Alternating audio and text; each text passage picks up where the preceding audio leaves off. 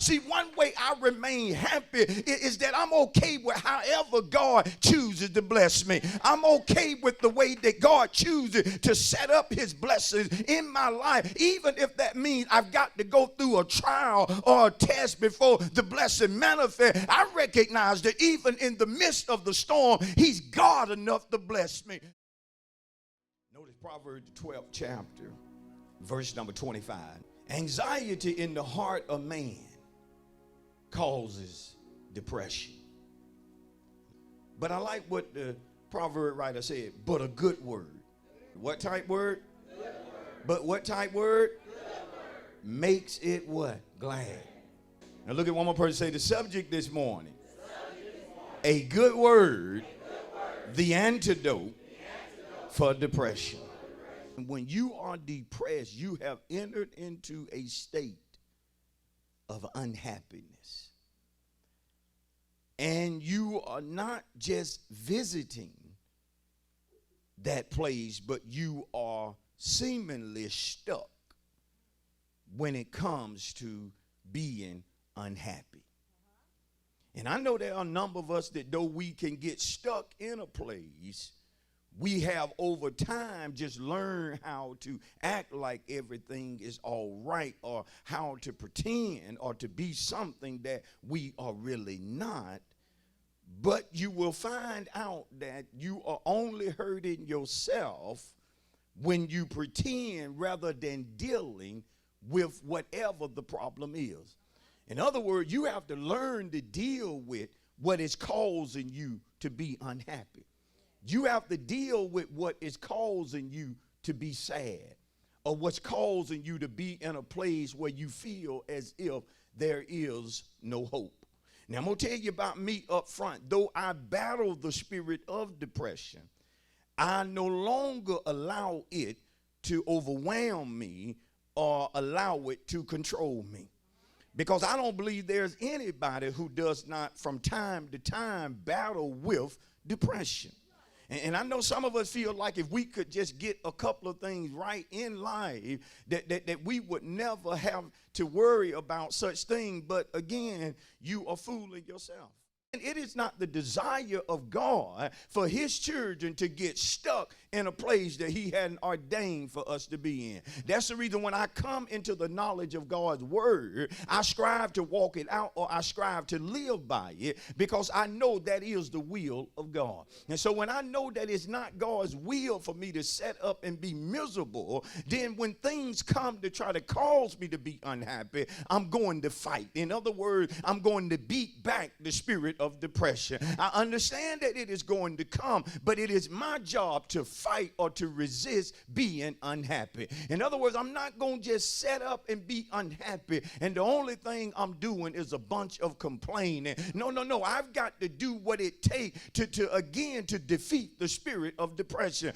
Mainly, I've got to operate in the word or in the will of God. You can't get to talking outside of God's will when you're battling unhappiness. You have to fight the good fight of faith. You have to fight in such a way that you are determined to be happy despite the trials that you go through. You are determined to be happy even when you get a negative report. You have learned to rejoice anyhow, knowing that your God has the final say. And that's what some of us at this point, yeah, you are going through some stuff, but you still got your joy. You are still giving God the praise. You are still coming in God's house excited. Am I right about that?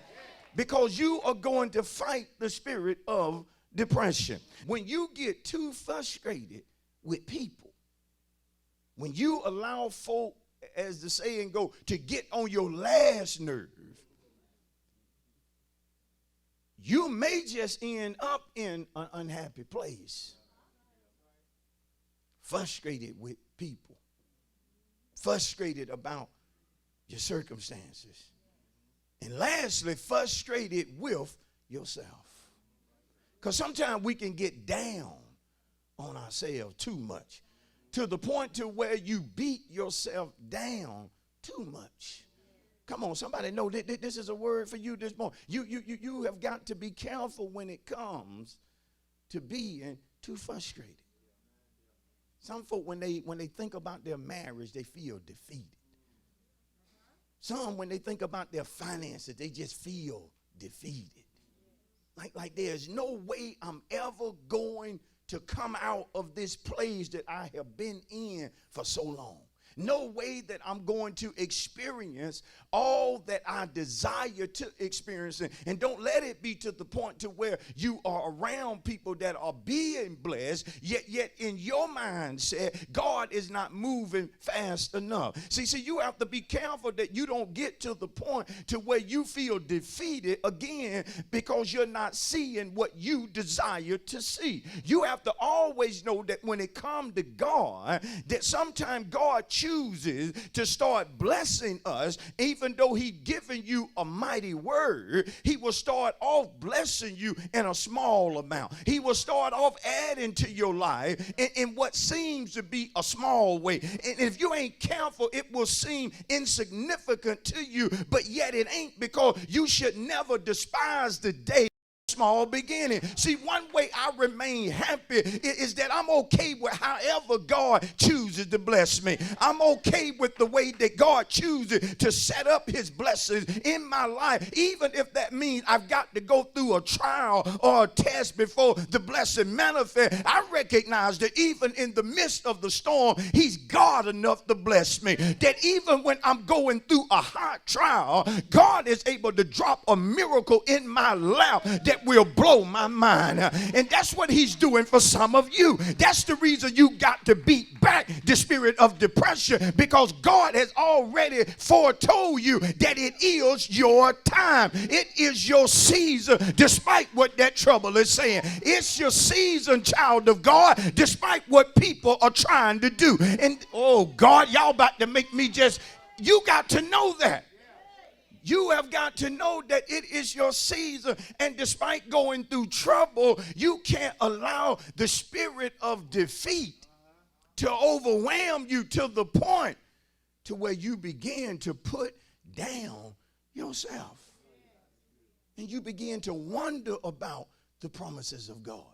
Wonder if God gonna do what He said. Wonder if what the preacher said is going to come to pass. Wonder if the prophecy is going to ever manifest. You have to be careful, because when folk get a defeated mindset, again, they will often sabotage their own blessings, and then will set up and get mad, jealous, and envy at somebody that got blessed, that they know the only reason the person got blessed is because they held on. And you would have gotten the same blessing or a greater blessing if you wouldn't have gave up. If you wouldn't have got to talking crazy in the midst of your trial, you knew that God was going to do what He said. How many times have God lied to you? How many times have God left you hanging? Never. He's always came through for you. Matter of fact, you wouldn't be where you are this morning if God hadn't have brought you from a mighty long way. Now the question is, who or what is causing you to doubt God? The question is, who has bewitched you to the point to where you no longer believe the word? You no longer believe that God will do what He promised. You no longer believe in prophecy. You no longer believe, again, that God will do whatever He promised to do. Tell that to your neighbor. Tell him God will do whatever He has promised. Shout to somebody, He'll make His word good. Shout it to somebody, God will make His word good. Woo! Even when trouble show up, God will make His word good.